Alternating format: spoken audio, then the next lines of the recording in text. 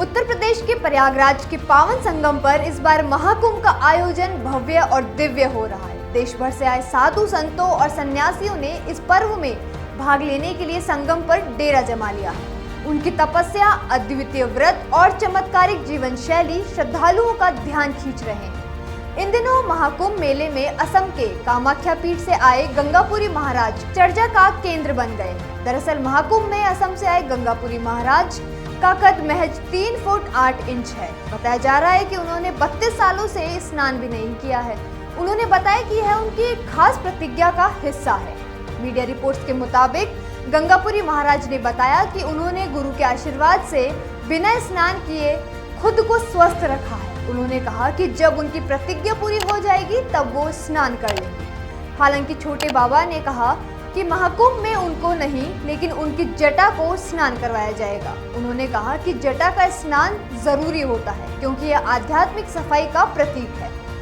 57 साल के छोटे बाबा ने अपनी छोटे कद को कभी कमजोर नहीं माना। उन्होंने कहा कि शरीर के कद का हमारे जीवन पर कोई नकारात्मक प्रभाव नहीं है।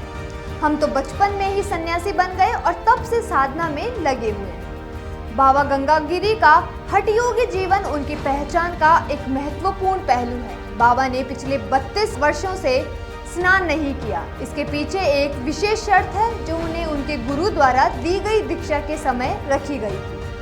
बाबा का कहना है कि यह उनकी साधना का हिस्सा है और वह इसे पूरी निष्ठा के साथ निभा रहे हैं। हालांकि इतने वर्षों तक स्नान न करने के बावजूद बाबा स्वच्छता को लेकर बेहद जागरूक हैं और गंगा की स्वच्छता के प्रति सतर्कता का संदेश भी देते हैं।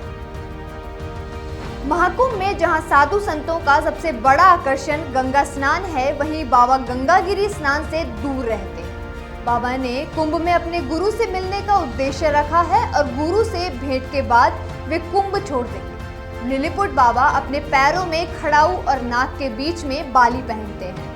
महाकुंभ में उनसे मिलने के लिए श्रद्धालु और साधु बड़ी संख्या में पहुंच रहे हैं। बाबा की कुटिया के पास लोगों की भीड़ जमा रहती है जो उनके अनोखे जीवन और रहस्यमयी व्यक्तित्व को जानने में शौक रखते हैं।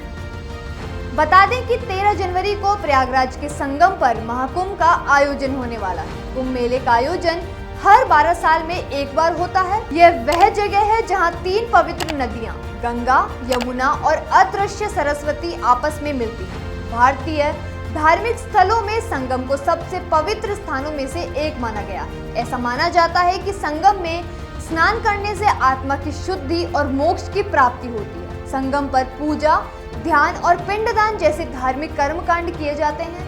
महाकुंभ मेला हर 12 साल में उन 4 पवित्र स्थानों में किसी एक पर आयोजित होता है जहां पौराणिक कथा के अनुसार अमृत की बूंदें गिरी थी। ये 4 स्थान प्रयागराज, हरिद्वार, उज्जैन और नासिक हैं। महाकुंभ 2024 में साधु संतों की ऐसी अद्वितीय कहानियां श्रद्धालुओं को प्रेरित कर रही हैं। गंगा, यमुना और सरस्वती के इस पावन संगम पर हर कोई अपने अपने तरीके से आस्था और तप का परिचय दे रहा है। वहीं महाकुंभ में बाबा गंगागिरी का यह अनूठा व्यक्तित्व श्रद्धालुओं और साधुओं के बीच चर्चा का विषय बना हुआ है।